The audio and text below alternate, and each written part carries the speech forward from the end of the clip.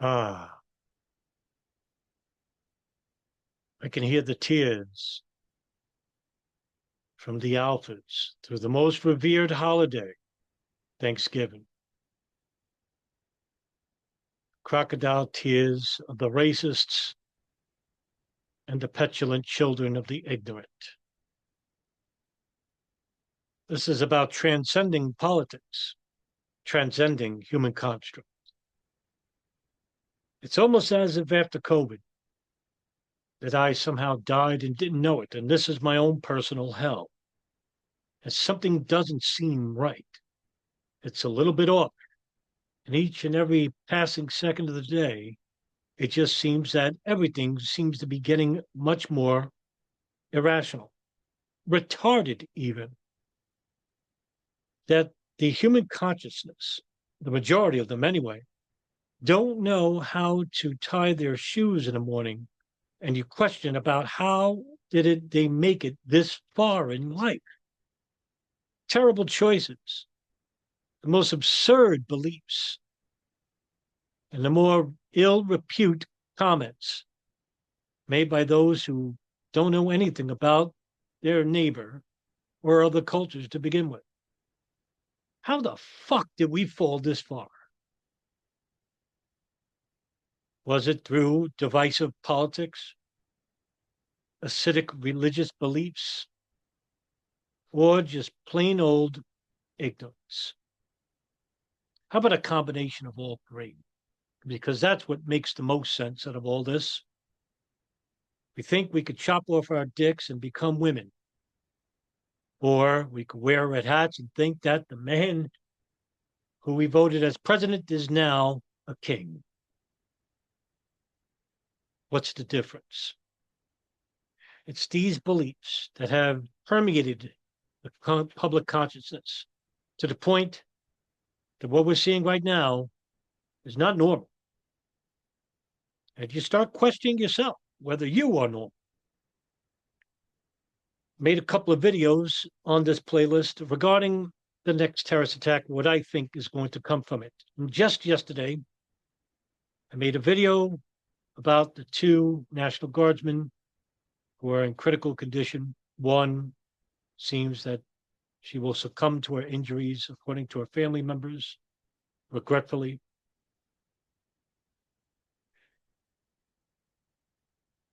And the aftermath from it was exactly what I think would be the aftermath of a nationwide terrorist attack by Islamic fundamentalists.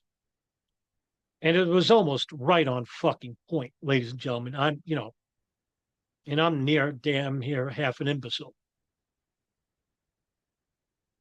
But I could see it because I'm outside the box. I'm very fortunate that I am not imbued by ideology, racism, politics, religion, sexism.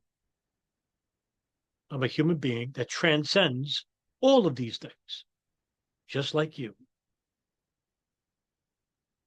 I'd like to think a good majority of my viewers, which aren't many to begin with, are enlightened by that much.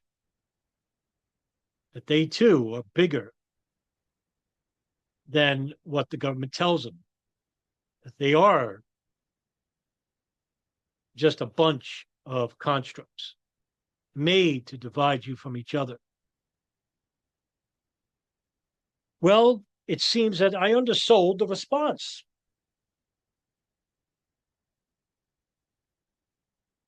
That the fervent nationalist tendencies from Trump supporters, or even just conservatives who have no affiliation with Trump, the worst came out of them, just as I had predicted.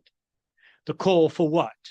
To ban immigration completely, to deport, mass deportations immediately, and also stricter gun regulation from the very people who believe in the Second Amendment. But this is an attack on who? The left, Muslims, minorities, poor people. Exactly what I said in previous videos in this playlist. Well, I must be a little bit liberal in my description because last night was probably the worst I've ever seen when it comes to political divisiveness in my lifetime. There were people, especially members of Congress, calling for the breaking of constitutional law to make a point. Since the man was an Afghan civilian, a national, of course, he is a Muslim, and therefore he is part of a death cult by definition, because Islam, according to these people, is not compatible with the West. But before yesterday, these people didn't have that general opinion, although they hit it very well.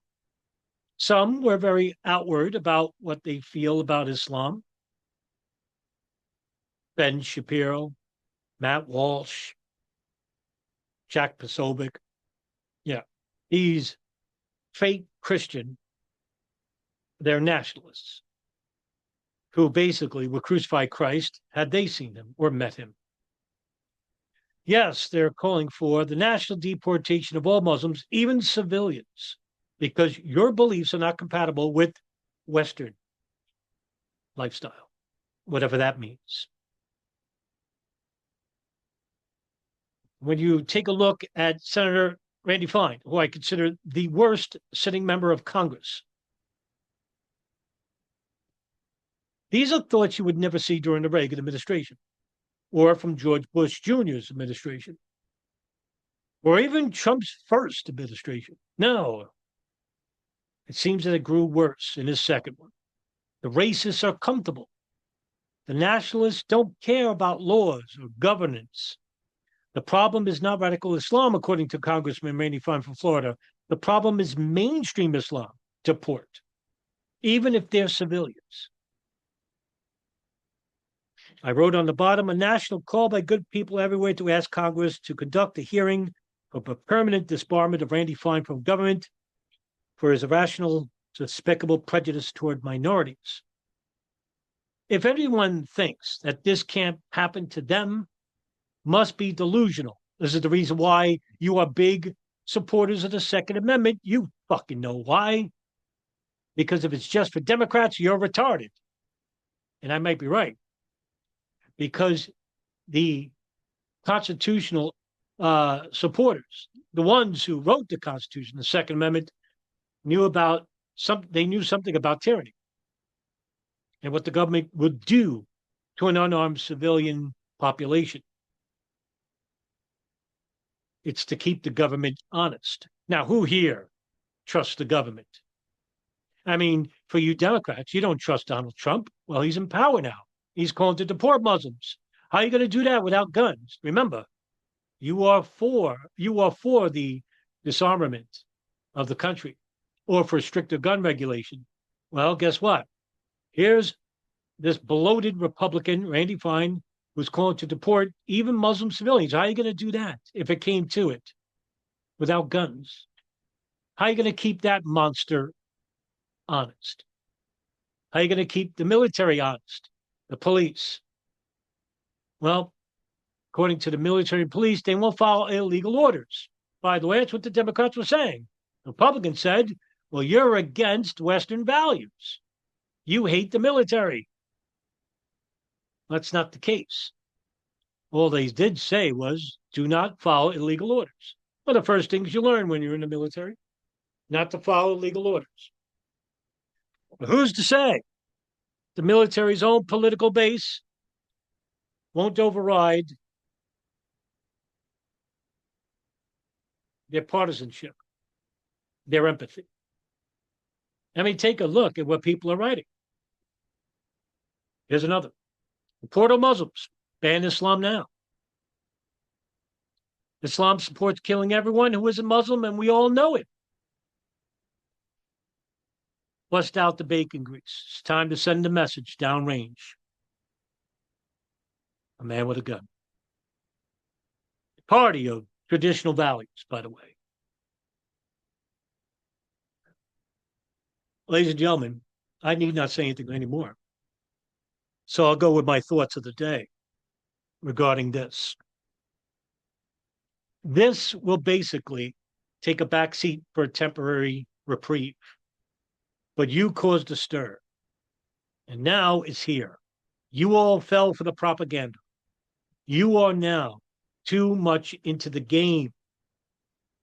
You believe you're black. You believe you're white. You believe you're Muslim. You believe you're Christian. You believe you're Jew. You believe you're Democrat. You believe you're Republican. But you failed to forget that you all share the common bond of a human being with inalienable rights and the freedom to choose good or bad, good and evil. Well, now we're here. What comes next? Tell you the truth, I really don't know. But here's my opinion. Republicans will try to push for legislature against the suspension of certain religious practices. Now, it's going to come with a harsh pushback, and rightfully so. Now, as an atheist, I support freedom of worship without interference from government. The constitutionalists out there also support this, but not the Democrats, really, and certainly not the Republicans, those who support Donald Trump. They want this country to be white, they want it to be Christian, and that's it. Everyone else, you're all socialists, communists, polytheists, atheists, and every other sort of ist that there is. You're not compatible. You're not to be trusted. Therefore, you must be monitored. And so I'll say this, that the next steps will be to expand warrantless wiretapping of Americans, as if that can't be any more abused than it already has under the previous administrations, most specifically under the Obama administration. Secondly, it's going to take more than a shooting of 2 National Guardsmen. This is a test to see, to gauge the response, the psychology, the mental fortitude of those on the right to see if they would react in a way against their common man of the left. And they didn't fail. The general consensus online was that Islam is not compatible with the West, that we need to ban Muslims, and we need to put harsher penalties on those who break the law, especially from the left. And if it need be, we need to have the military involved in civil disputes and override the Department of Justice. In other words, state and local law mean nothing. Federal law will override everything. Now, this is dangerous fucking territory because you stupid Trump supporters are supporting something that could be used against you if we still have future elections. And if a Democrat came into office, he could use that legislation against you, you stupid, ignorant fuck. But you're not thinking that far because, like I said in previous videos, you are thinking with emotions. In emotions, you don't think, you react. And you guys are the biggest crybabies I've seen since Hillary Clinton lost to Donald Trump the first time. I do love watching those videos of the leftists crying. Nevertheless, it's going to take more than that. This is the reason why I believe that a nationwide terrorist attack will happen within the next 12 to 14 months. I'm sticking by that prediction. However, I may have understood the response to it. Judging from what I saw yesterday, I really believe now that if a nationwide Islamic fundamentalist attack were to take place and blamed on Iran and Lebanon to engage in a war that will benefit Saudi Arabia, the Gulf, and Israel, that I believe that the Republicans in this country will call for the deportations, forced or not, of Muslims nationwide, and also to enact martial law to control the movements of these people, including themselves. They also will engage in retaliatory strikes violently. Now, I'm not saying there would be a widespread civil war, but I do believe that there would be pockets of violence against their neighbor. even family members, if need be. I really believe that conservatives, if they had Democrat family members, would report them for being communists, Islamists, or supporters of terrorists and deport them to the ICE authorities. I really believe it. I'm not saying it because I'm biased to the right. I'm not. You're all the same in my eyes. But I'm saying it from what I saw just yesterday. It is fascinating to witness, but horrifying at the same time. Never in my life would I see sitting senators call for a deportation of an entire ethno state, even in his own home state. Doesn't care if you're a citizen. If you're a Muslim, you cannot be trusted. You're the enemy. And what's the next step? Imprison you. And then after that, to kill you. Now, you may say, well, we're not that far yet. Well, look how far we've fucking come. I'm disappointed in you, human beings. You know, I sometimes think you all deserve it. That I would side with the government in order to rush this process and stop this torturous affair that you are inflicting on one another. That I would expedite the process if I had the nuclear device on me. I would just say, fuck it, we'll start over. But that's not the way to live. That would be the apathetic side of me.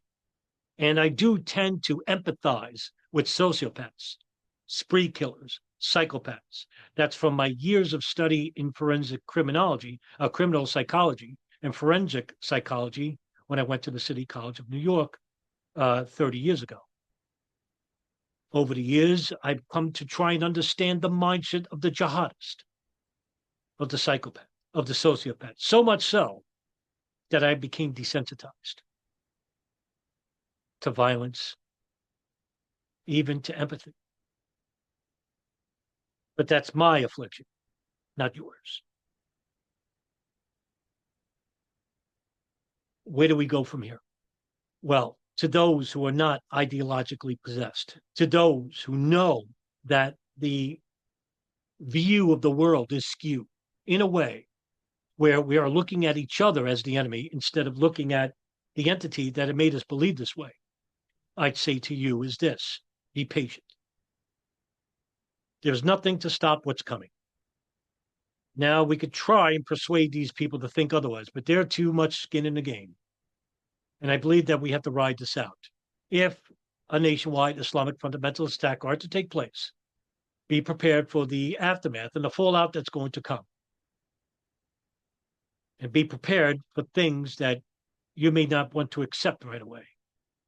We may see a tearing apart of the Constitution, maybe not totally, but to a point where there is going to be a very visible attack on constitutional rights afforded to Americans, even, naturalized citizens. There'll be tough choices to make. I don't know all the answers. I don't even know some of them. I try to educate my audience the best I can without prejudice and bias. I do try to offer some solutions, even though I'm not, worldly educated. But I do try to remain neutral because neutrality is reason. And we need more reasonable heads now more than ever. If you do follow my channel, please make channels of your own. We need more voices. We are desperate need for civility and accountability, empathy, morality. These are the things that are lacking in times like this. And just as you think that the world is broken and going nuts, all it takes is for a simple act of good faith and goodwill to basically make us shake our heads and say, wow, this is where the world really is. I don't believe that the world is totally lost. Do I not believe? I also don't believe that the United States is totally lost. But I do believe that we're confused and afraid. And when we're confused and afraid, we react with violence. Cooler heads need to prevail. And we need to know that no matter who it is, if it's Joe Biden, if it's Donald Trump,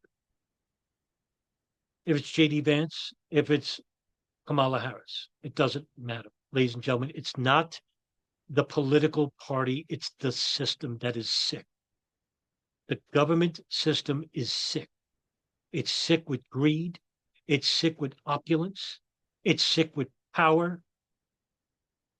And when you put all those things together, it creates a sickness of the mind in the person that wants to achieve these things over acquiescing to the human community that has more basic needs to be met. We need not to forget how we were when we were 10, when we didn't have knowledge of the world, how we viewed the world as a dream. And now that we're adults, we experience the world for what it truly is, which is a nightmare that was created by adults.